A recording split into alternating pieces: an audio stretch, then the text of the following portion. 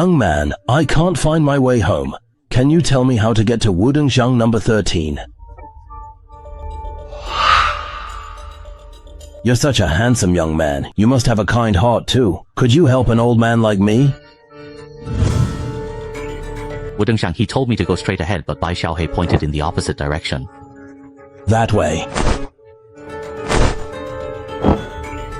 Well, I won't bother you anymore. I'll be on my way.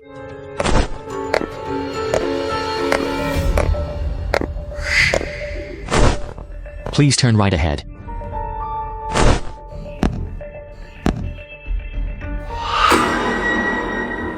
The air seemed to freeze, and Bai Xiaohei's gaze paused.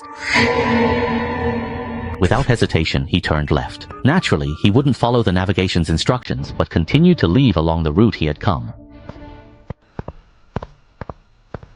I think I was just here a moment ago. 那是 That is, I was clearly walking straight ahead just now, but somehow I ended up back here. And who killed that robber?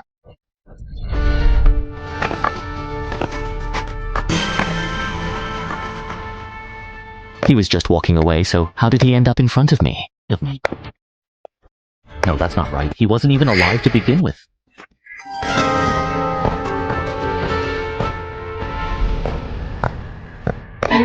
These two roads seemed to be connected by some unknown force. No matter which one he took, he would encounter this old man.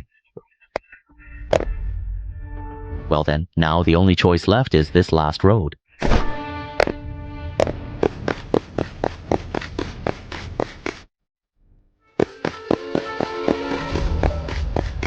Bai Xiaohei walked to the end of the alley, but instead of the exit he expected, he found an old, run-down bus stop ahead. At that moment, a bus suddenly pulled up to the stop as if it was deliberately waiting.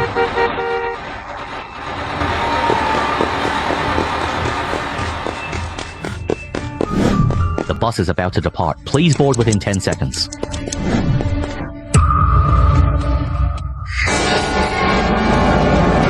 Young man, could you tell me how to get to number 13, Wudong Alley?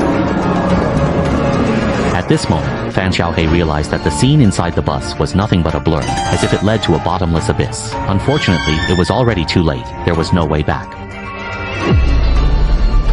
The bus started up right away and disappeared after a short while. Just moments ago, the alley was dark and terrifying, but now it was bustling with life and excitement. Several men and women sat quietly in their seats on the bus, only their eyes silently sizing up Bai Xiaohei. Bai Xiaohei glanced at his phone and saw that the navigation had disappeared, turning it back into an ordinary phone. You're pretty lucky. At least you managed to get on this bus. The speaker was a sturdy man, dressed in black. Bai Xiaohei could faintly smell a trace of alcohol on him.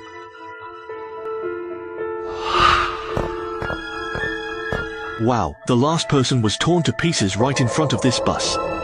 The image of that overwhelming malice surged up in Bai Xiaohei's mind again, and he fell silent for a few seconds. He asked, What exactly are those things? Expensive. They're far more terrifying than you can imagine. If you hadn't gotten on the bus just now, then death would have been your only outcome. Of course, even though you got on the bus, that doesn't mean you're safe. This bus will take us to a place called Nightmare. Compared to reality, that's where those things truly belong. At this moment, Bai Xiaohei had also started to guess what those things were. At the same time, he noticed that after the man finished speaking, a man and a woman inside the bus both showed expressions of fear and unease. The only one who reacted differently was a woman wearing a hat. She didn't show any unusual expression or movement. Wow, so what exactly are we supposed to do in this so-called nightmare? Every nightmare is different, but if I had to sum it up, it's about figuring out the hidden rules and doing your best to survive. All you need to know is that those things will do whatever it takes to kill us. Judging by their reactions, it seems likely that only 2 of them are veterans, while the other 3, including myself, are newcomers. At some point, the view outside the car window had been shrouded in a thick gray fog. Gray mist drifted through the glass and into the car. There was something about this fog that felt strangely familiar to Bai Xiaohei. Oddly enough, no one else seemed to notice it at all, except for him.